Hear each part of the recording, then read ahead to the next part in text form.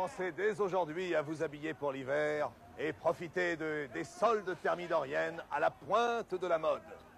Vous serez merveilleuses, mesdames, avec ces robes d'une transparence audacieuse et libératrice en réaction à la tyrannie vestimentaire s'entend. Et ces longues coiffures interdiront au soleil d'entrer en concurrence avec votre beauté. Vous serez incroyables, messieurs, avec ces cheveux longs en oreilles de chien, cette redingote à longue basque, avec cette culotte de soie et ses bas assortis. Ne prononcez pas les R si vous voulez être un incroyable, un vouet. Après la terreur, voici la réaction. Après le bonnet rouge, voici le haut de forme. Après le silence, voici la liberté de la presse.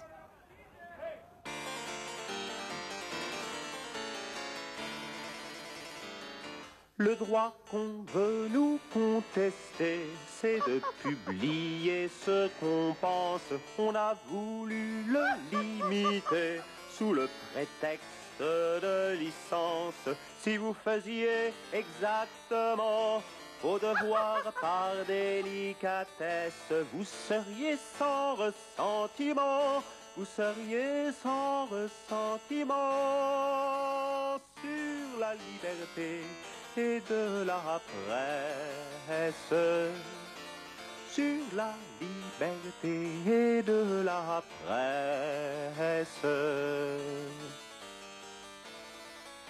N'est-ce pas un abus affreux auquel s'oppose la justice d'entendre ce droit précieux qui seul aux mortels rend service? Quoi donc sert de les éclairer, même à les instruire sans cesse, tous à la fois les amuser, tous à la fois les amuser? C'est la liberté de la presse, c'est la liberté de la presse.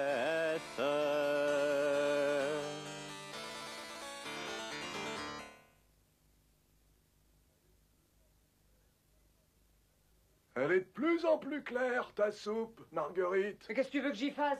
Plus de contrôle des prix, le chou a triplé en 2 jours. Ah, la Signa qui vaut plus là. L'été dernier, pour 75 livres, on avait un louis d'or. Eh ben, cet hiver, faut 4000 livres de papier pour avoir le même louis d'or. Et pourtant, la rue est pleine de petits jeunes gens en costume de soie qui boivent du chocolat. Comment vous expliquez ça?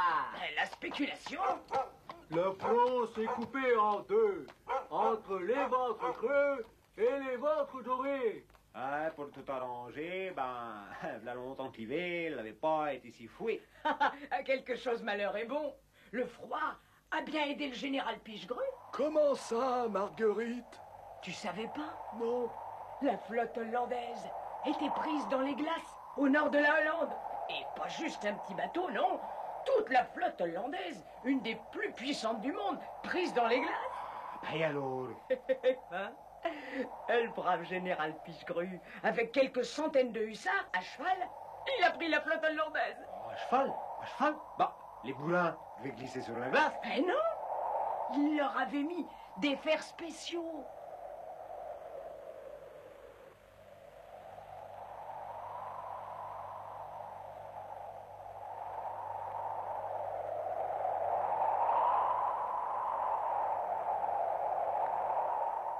Astucieux!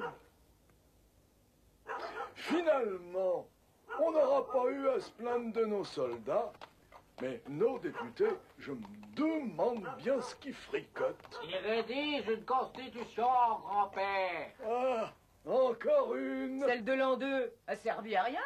Voilà celle de l'an 4. Et il paraît qu'on pourra tous voter. À condition de payer des impôts. Ouais.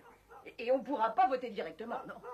Nous, on choisira seulement les grands électeurs, comme ils les appellent. En bref, tout va bien. On va avoir une nouvelle constitution, mais on n'a pas de pain. La Signa ne vaut plus rien, mais la jeunesse dorée se goberge. Ça m'étonnerait que la rue ne bouge pas.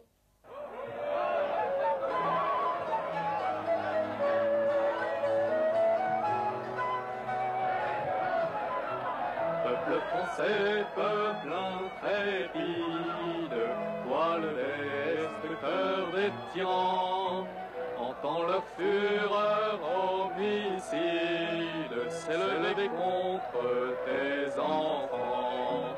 Entend les cris, voit l'insolence des muscadins, amis des rois, et ils menacent leur vengeance, tous les défenseurs de tes droits. Résultat de l'insurrection du 1er prairial en Troie, un député exécuté par les émeutiers. Mais les armées interviennent, les montagnards sont arrêtés et guillotinés. Ainsi finit la Révolution. Ainsi commence le Directoire.